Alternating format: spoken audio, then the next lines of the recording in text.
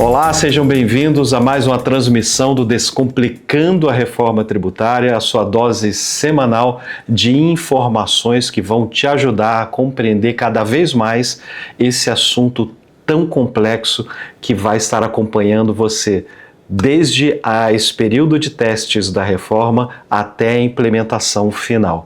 No tema de hoje, nós vamos estar tratando o impacto da reforma tributária nos aluguéis. Bom, nós vimos já em transmissões anteriores sobre a Lei Complementar 214 e ali nós temos uma parte que comenta sobre venda e locação se tornando fatores geradores de IBS e CBS nesse novo regime do IVA. Então nós já vimos em transmissões anteriores que o IVA, o chamado IVA Dual, é composto do CBS e é composto do IBS. Então nós teremos que pagar o IBS, que é o Imposto sobre Bens e Serviços, que essa é a fatia estadual e municipal, que ela vem substituindo o ICMS e o ISS, e também temos a CBS, que é a Contribuição sobre Bens e Serviços, já pegando a fatia federal, que vai substituir PIS, COFINS e o IPI. Então, se nós formos pegar as pessoas ligadas à parte de aluguéis de imóveis que terão que pagar o IVA, ou seja, o CBS e o IBS, elas serão consideradas locadores profissionais. E eu tenho certeza que agora você já está se questionando, puxa vida, mas o que faz uma pessoa se enquadrar como um locador profissional? Será que eu sou enxergado aos olhos dessa lei complementar como um locador profissional? Bom, as condições são essas. Você precisa ter mais de 3 imóveis alugados e uma renda anual acima de R$240 mil. Então, atendendo a essas duas condições, o governo passa a enxergar a você como um locador profissional. Então é muito importante também você saber que se por um acaso você tem a locação de uma quantidade inferior a 3 imóveis, né, de 3 imóveis para baixo, mas a tua renda anual é de 288 mil, você também é enquadrado nessa nova regra.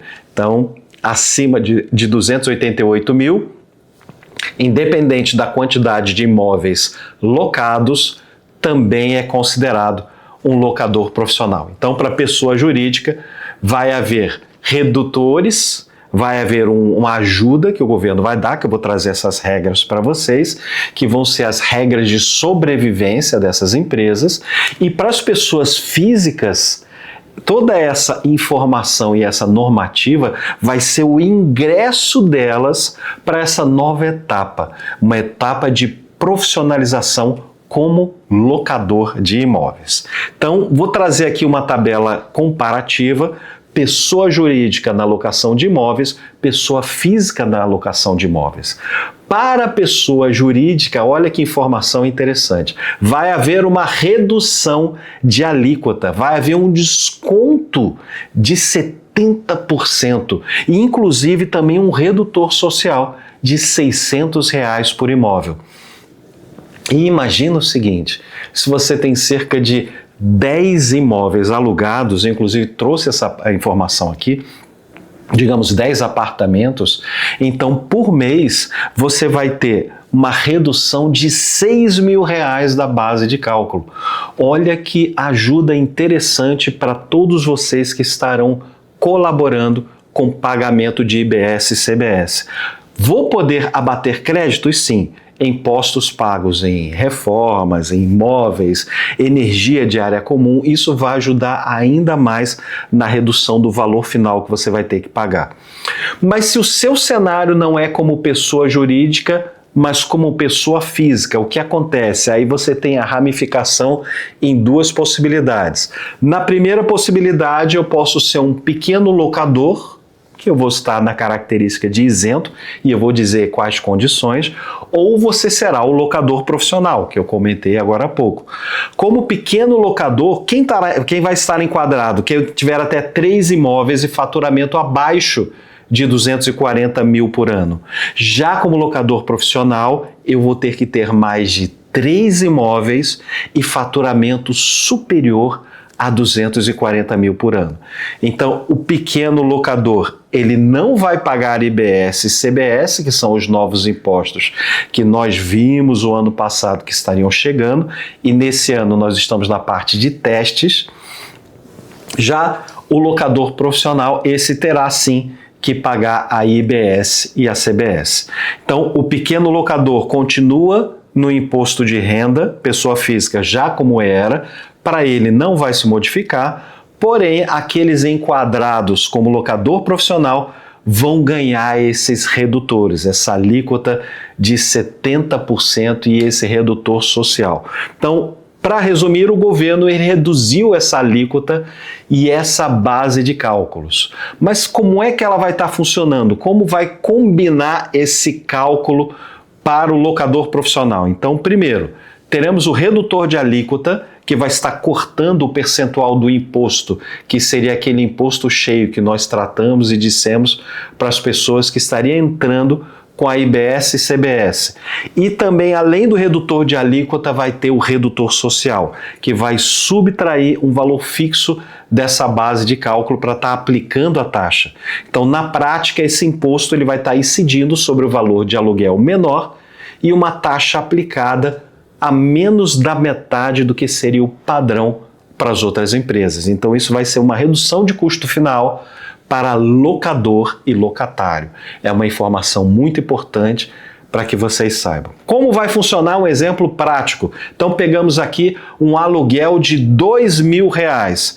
Com os dados atualizados, 70% de desconto e R$600 de redutor social, a conta vai ficar dessa forma. Base de cálculo R$2.000, tiro o redutor 1.400, entra a parte de impostos, que vai ser aproximadamente 8%, e vamos chegar a R$ 111,30. Então aqui eu trouxe um comparativo para que você enxergue o valor cheio se fosse ser pago pelos 26,5% da CBS e o IBS, e o valor com esses redutores para apoio ao locador profissional. Então, nós vemos aproximadamente 8% para aluguel residencial comum, sendo um valor após desconto de 70% e esse redutor de R$600 por mês. Além desse aluguel residencial comum, trazemos um outro cenário, que é o Airbnb e temporada, ou seja, aqueles aluguéis para uma curta temporada, para um período maior. Ao invés de ser aproximadamente 8%, serão de aproximadamente 16%. E isso nas locações de até 90 dias. Então elas vão ter um desconto menor, em torno de 40%, e não terão esse redutor social. Então a PLP 68, ela diferenciou a moradia no aluguel, por exemplo, de residencial comum, a situação de moradia para serviço de hospedagem. Então, todos esses aluguéis de curta temporada, como por exemplo, exemplificando o Airbnb, vão ter uma tributação mais rigorosa do que as locações de longo prazo que envolve o locador profissional. Então, relembrando, e para solidificar, aluguel de temporada tem 40% de desconto, já o aluguel que não tem redutor de R$600, porque ele vai ser tributado como um serviço de hospedagem e não de moradia. A carga total prevista hoje é de até 35% com a entrada desses novos impostos, somados ao imposto de renda já existente. Então, com esse novo IVA, que nós temos a possibilidade de até 8% do aluguel residencial comum, ou do aluguel do Airbnb temporada, aproximadamente 16%, vai ser somado ao imposto de renda atual. Então, para quem tem alta renda, a carga total sobre aluguel pode chegar a 35%, tá? Então, vai ser o carnê-leão do imposto de renda com a tabela progressiva atual, chegando aí a 27,5%, mais o novo IVA, adicionando entre 8% a 16%, conforme eu expliquei anteriormente, dependendo da maneira que você se enquadra. Então, o resultado serão os dois impostos passando a valer juntos, não havendo substituição, tá bom? Então aqui eu trouxe um resumo, uma análise visual para que você possa enxergar essas imagens e ter uma noção melhor. Então vou trazer aqui para você mostrando quem é o locador profissional. Então, critérios de enquadramento obrigatório, quem tem mais de 3 imóveis e receita anual 240 mil, mais de 3 imóveis alugados, enquadrado em locador profissional. Também enquadrados todos aqueles que têm a regra de recebimento anual acima de 288 mil, independente do número de imóveis. Os pequenos proprietários que não estiverem nesse enquadramento não serão afetados por esses novos tributos. Então, como é que vai funcionar esse cálculo? Está aqui resumido nessa imagem para ajudar você. Aluguel residencial a partir em torno ali de 8%, vai ser a alíquota padrão do IVA com o desconto de 70%. Somando a isso, o redutor social de R$ 600 por imóvel, tá? E isso vai ser feito na base de cálculo mensal. Já o aluguel por temporada, ao invés de aproximadamente 8%, será aproximadamente 16%. Então, da alíquota padrão do IVA de 26,5%, vai haver um desconto de 40% e não terá esse redutor social. Agora, uma coisa bem bacana está aqui nesse guia de análise visual. Será possível o uso de créditos tributários para gastos que forem comprovados com manutenção, reforma, IPTU, condomínio. Então, tudo isso vai ser importante para você estar abatendo isso. É muito bacana. Carga tributária total estratégica. Então, aqui nós vemos o acúmulo com imposto de renda para a pessoa física. Se ela tiver residencial ou tiver temporada, já a pessoa jurídica, é importante salientar, ela pode estar analisando a migração para uma holding patrimonial. Então isso reduz impostos para grandes patrimônios. Então eu deixo aqui embaixo a dica de ouro para vocês, que se você acha que você vai se enquadrar como um locador profissional, então esse é o momento de você estar organizando a tua empresa, organizando as suas notas. Então começa a juntar notas fiscais de reforma, contas de imóvel, avalia com contador ou um advogado tributarista a possibilidade de você estar revendo os teus contratos e até mesmo você estar criando uma holding patrimonial, ok? Outro assunto complementar: alocação de imóveis. Já fomos orientados aqui a trazer para vocês a informação de que a CIB começa a se estabelecer a partir agora de 2026. Então a CIB, o Cadastro Imobiliário Brasileiro, que se torna a nova identidade digital dos imóveis no Brasil. Então eu trouxe na imagem uma maneira bem didática para mostrar para vocês. O CIB vai se tornar o CPF dos imóveis. Então nós vamos receber o CIB dos nossos imóveis e teremos que informar no imposto de renda. Então o que vai acontecer? Vai acontecer essa integração das informações. Nós vemos aqui de municípios, cartórios e órgãos federais com esse código identificador do CIB. Vai ser necessário e exigido nas documentações em obras, depois que ele estiver em vigor. O CIB vai ter implementação e fiscalização. Então, toma cuidado que vai ter, inclusive, rastreabilidade por cento de custo e vai ter prazos para adequação do CIB.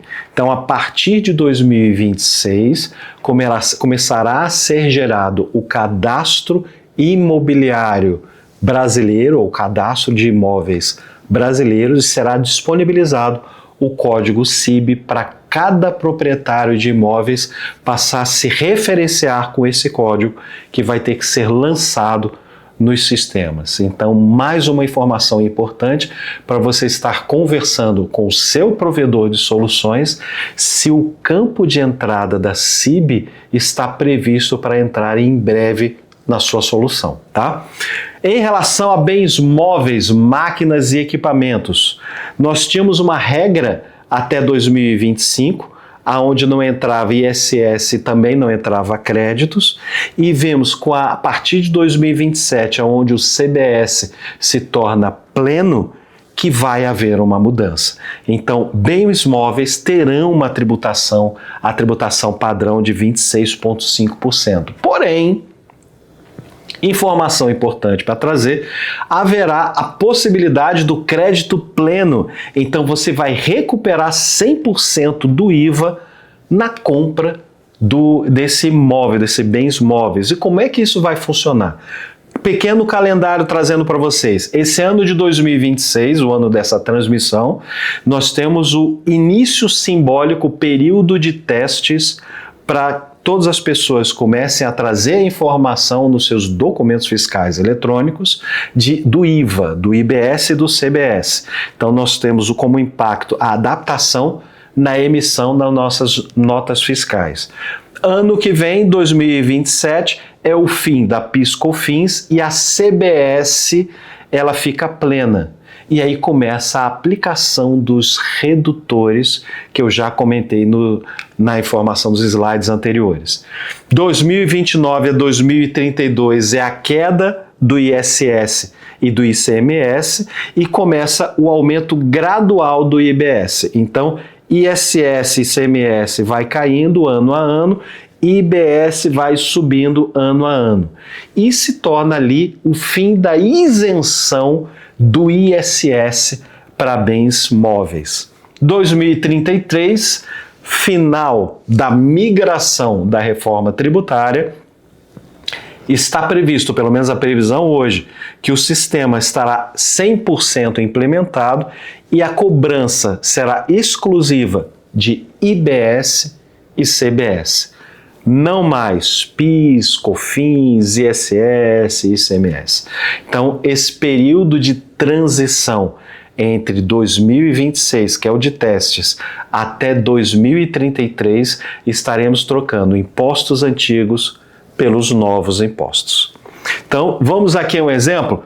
Eu comprei uma máquina de 100 mil reais. Então, vou pagar o IVA de 26,5, então 26.500 do imposto na nota de compra. O IVA vai entrar esse valor como crédito financeiro imediato. Quando eu for fazer o aluguel da máquina, digamos que eu alugue aí por 5 mil reais mês, eu teria que tirar desses 5 mil reais mês o IVA de 1.325. Mas o que eu vou fazer? Eu vou abater no saldo de 26.500.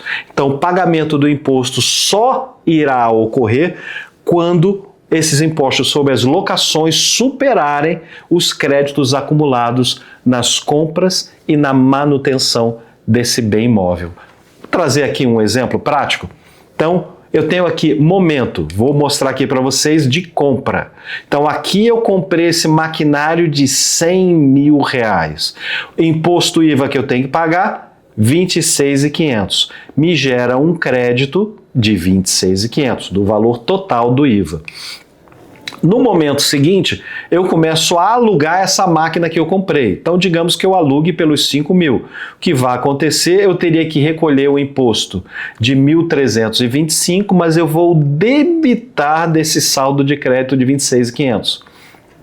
Então, debitei, passei a ficar com crédito de 25.175. Mês seguinte, o que acontece? Mantenho o aluguel daquela máquina 5 mil reais. Então, eu teria que pagar o IVA de 1.325, vou abater daquele saldo de crédito, tá? Então, esse é o momento, nós vamos abatendo todo o crédito gerado dos 26.500. Então, aquele imposto que você pagou de 26.500, ele vai estar te retornando como créditos para serem abatidos. Então, hoje não tem ISS e nem crédito, mas na reforma tributária o aluguel vai subir para 26,5% do IVA, porém a empresa vai recuperar todo esse imposto investido em créditos, ok? Nós vimos agora o Descomplicando a Reforma Tributária do impacto que ela está trazendo nos aluguéis, e semana que vem nós vamos estar tratando no próximo assunto quem sofrerá mais o impacto pela reforma tributária, se será o contador ou será a empresa. Muito obrigado pela participação de vocês e até semana que vem.